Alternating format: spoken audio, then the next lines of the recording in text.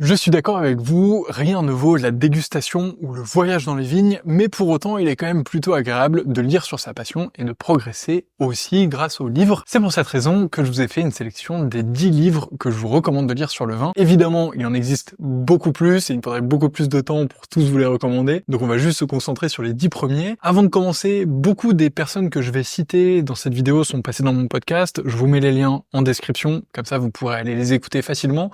Et je vous mets aussi le lien des livres en description. On va donc commencer par le premier livre que je vous recommande, c'est Le goût du vin d'Émile Peynaud. Très honnêtement, c'est le livre qui m'a été le plus recommandé dans mon podcast sur le vin.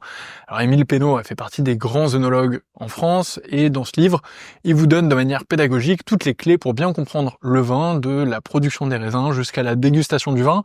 C'est une vraie encyclopédie, c'est un must-have, donc si vous débutez ou si vous souhaitez approfondir votre connaissance théorique du vin, c'est l'un des meilleurs livres que vous pouvez trouver. On passe ensuite sur le Dictionnaire amoureux du vin de Bernard Pivot. Alors cette fois-ci, c'est un livre un peu plus plaisir, on y trouve des anecdotes personnelles qui sont ponctuées tout au fil de ce dictionnaire. C'est quelque chose d'un petit peu moins pédagogique, mais plus plaisir, plus pour vous donner envie d'approfondir vos connaissances, d'aller découvrir d'autres vins, de profiter des vignes, enfin voilà. Si vous voulez vous évader un petit peu dans le monde du vin, ce dictionnaire sera parfait. Ensuite, je vous recommande Pourquoi boit-on du vin de Fabrizio Buccella. Alors, Pourquoi boit-on du vin de Fabrizio Buccella, c'est un livre un petit peu hors du commun dans le monde du vin, puisque c'est une approche un petit peu plus anthropologique de pourquoi est-ce qu'on boit du vin. On y découvre qu'avant de faire du vin, on mangeait même des fruits fermentés. C'est dire si les êtres humains ont toujours aimé la fermentation. Ce livre est un petit peu plus original. Si vous cherchez à faire un cadeau à un amateur de vin, c'est sûr que celui-ci est un tout petit peu plus décalé. En plus, ça se lit très bien, ça se lit comme un roman, enfin voilà. Vraiment, je vous le recommande. Ensuite, je vous recommande sur un sujet très spécifique, Le jour où il n'y aura plus de vin de Laure Gasparotto. Dans ce livre, elle est partie à la rencontre de Lilian Bérillon, qui est pépiniériste, et ils ont travaillé en collaboration sur la vie de ce pépiniériste. Les pépiniéristes ont un rôle sous-estimé, mais qui est pour autant extrêmement intéressant, c'est que c'est eux qui vont fournir le matériel végétal qui va être à l'origine des vignes, et donc du raisin.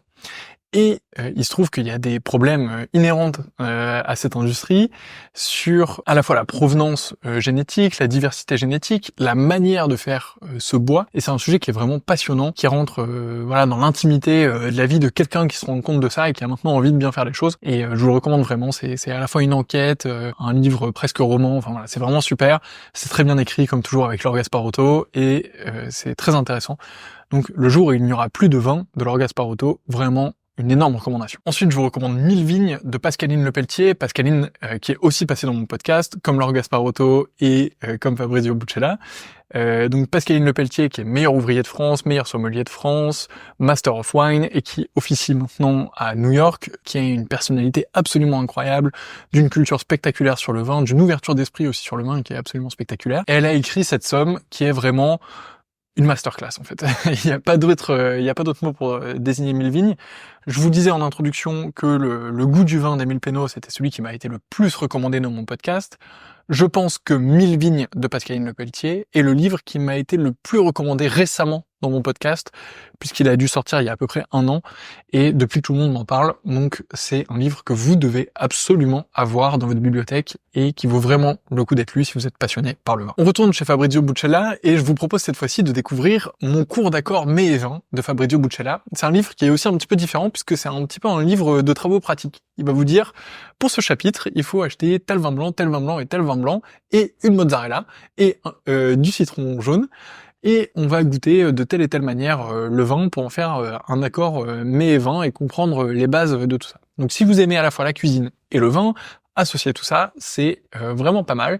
C'est assez intéressant, il y a de quoi animer vos soirées sans aucun problème.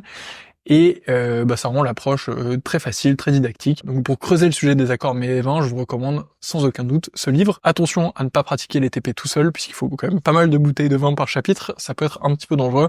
Invitez vos amis et ou recracher, ce sera un petit peu plus safe. Ensuite, je vous recommande Wine Explorers, le tour du monde du vin par Jean-Baptiste Oncelot, également passé dans mon podcast, vous connaissez la chanson. Ce qu'a fait Jean-Baptiste, c'est qu'il est parti faire le tour du monde, tout simplement, du vin. Donc il est allé dans toutes les régions viticoles du monde, et il est allé rencontrer des producteurs, et il en parle dans son livre. C'est une sorte de petite encyclopédie. moi je l'aime beaucoup. Alors je le lis pas de manière conventionnelle, mais je l'ouvre de temps en temps quand j'ai envie de découvrir une région, ou quand j'ai bu un vin un petit peu différent dans un bar à vin et que j'ai envie ensuite de me renseigner. Je l'ouvre et je lis ce que je dois savoir sur cette région. C'est ultra intéressant, en plus c'est un très beau livre, donc vraiment pas mal, je vous le recommande. On retourne chez Laure Gasparotto avec Si tu veux la paix, prépare le vin. Alors, quand j'ai vu le titre, je m'attendais à quelque chose d'historique. Je me suis dit, tiens, ça va être le vin au travers des armistices, des combats, des conflits géopolitiques, etc. Pas du tout, c'est juste une ode à la Bourgogne, mais ça fait du bien quand même. C'est un livre que j'ai pris beaucoup de plaisir à lire, qui donne soif, pour être honnête, et on y apprend au long de ce livre la pérégrination de l'or dans les vins de Bourgogne et à quel point ça représente une région importante pour elle. C'est vraiment très agréable à lire, on y lit des paysages, on y déguste des vins, enfin voilà, c'est vraiment super, ça donne soif, ça donne envie de voyager, ça donne envie de aller dans sa cave à vin et ouvrir une bouteille, mais c'est vraiment très chouette à lire, donc très sympa. Ensuite, je vous recommande Quel vin pour demain, le vin face aux enjeux du réchauffement climatique de Jérémy Kuckerman. C'est une recommandation qui est issue de mon podcast, et dans ce livre, Jérémy Kuckerman va s'intéresser à qu'est-ce qui va se passer dans le monde du vin. Alors il applique les différents scénarios du réchauffement climatique, et il dit, bon bah voilà, si on se projette dans tel scénario, voilà ce qui va se passer dans le monde du vin, voilà les nouvelles régions de production, voilà les adaptations qu'il faut faire, etc. Donc c'est plutôt intéressant pour se projeter, pour essayer d'imaginer les changements qui pourraient y avoir lieu. Évidemment, on n'a jamais su lire l'avenir, donc ce serait un peu trop simple de le faire tout de suite, mais ça reste un livre qui est intéressant pour se projeter et pour éviter de voir le monde du vin comme quelque chose de figé et envisager ensuite ce qui pourrait se passer. Donc voilà, je vous recommande. Plutôt intéressant. Enfin, le dernier, Bordeaux, une histoire de cépage, de Jean-Baptiste Duquesne. J'adore Jean-Baptiste, on se croise régulièrement s'il est là, on a déjà fait un épisode de podcast ensemble. Jean-Baptiste, il est à l'origine des Bordeaux Pirates, il a le château Casbonne, et en fait, il y cultive des cépages différents de ce qu'on peut trouver habituellement à Bordeaux.